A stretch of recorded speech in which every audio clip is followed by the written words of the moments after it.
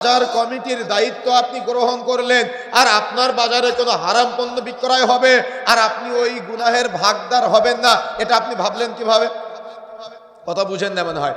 আমি একটা বাজার কমিটির বড় দায়িত্বশীল, কিন্তু আমার অধীনস্থ যে বাজারটা আছে ওই বাজারে হারাম পণ্য বিক্রয় হয়, ওই বাজারে ওজনে বা পরিমাপে কম দেওয়া হয়, ওই বাজারে মানুষকে প্রতারণা করা হয়, ওই বাজারে 24 ঘন্টা গান নাটক সিনেমা চলতে থাকে।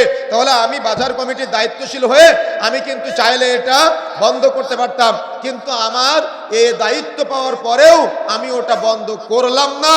এই বন্ধ না করার কারণে আপনাকে কিয়ামতের মাঠে জবাব দেওয়া লাগবে।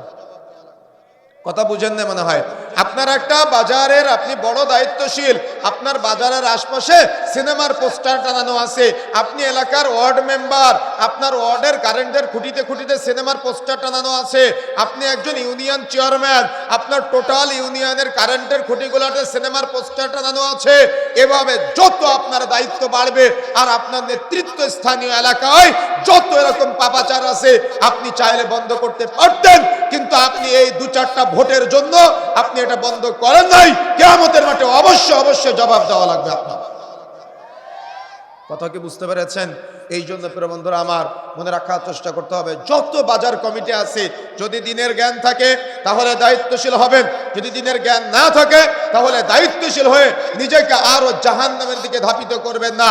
এরপরে বাজার পরিষ্কার পরিচ্ছন্ন রাখা, যে কেউ যে কোনো জায়গায় ময়লা আবর্জনা ফেলায় এটা ইসলামের শরীয়তে নিষেধ করা হয়েছে, পরিষ্কার পরিচ্ছন্ন রাখার চেষ্টা করতে হবে।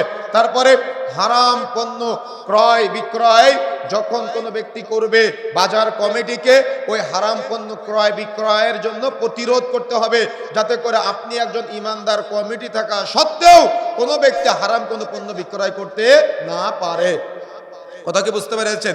এটা হলো বাজারের সাথে সংশ্লিষ্ট সংক্ষিপ্ত নীতিমালা। আরো বহু আলোচনা আছে, আমি ওদিকে যেতে চাচ্ছি না, তবে সংক্ষিপ্ত আকারে আমি কয়েকটা নীতিমালা বললাম। এগুলো যদি আপনারা ফলো করতে পারেন তাহলে একটা বাজার সুন্দর পরিবেশ বাজারের মধ্যে পাওয়া যাবে। যে বাজারের কমিটি হবে ইমানদার, যে বাজারের কমিটি হবে তাকওয়াশীল, যে বাজারের কমিটি হবে আল্লাহওয়ালা পরহেজগার, ওই বাজার একটা দ্বীনি পরিবেশ তৈরি হবে ইনশাআল্লাহ। এখন আসুন, যখন আপনি বাজারে একটা দোকান বাছাই করবেন, সেখানে আপনি বিক্রয়ের জন্য একজন বিক্রেতা হবেন, দোকান আপনি কোনো একটা বাজারে দিবেন, তখন প্রথম যতগুলো আপনার নীতিমালা আছে তার মধ্যে অন্যতম একটা নীতিমালা হলো যে আপনার ব্যবসা পুরাটা হতে হবে আল্লাহর নৈকট্য কামনা করার জন্য। তার মানে আপনি উপার্জন করবেন কার সন্তুষ্টির জন্য? কথা বলতে হবে, কার? ব্যবসা করবেন কার সন্তুষ্টির জন্য? আল্লাহর সন্তুষ্টির জন্য। আল্লাহ রাব্বুল আলামিন এবং রাসূলুল্লাহ সাল্লাল্লাহু আলাইহি ওয়াসাল্লাম কিন্তু বহু জায়গায় বহুভাবে আমাদেরকে বলেছেন, আহাল্লাল্লাহুল বাই'a ওয়া হাররামার রিবা।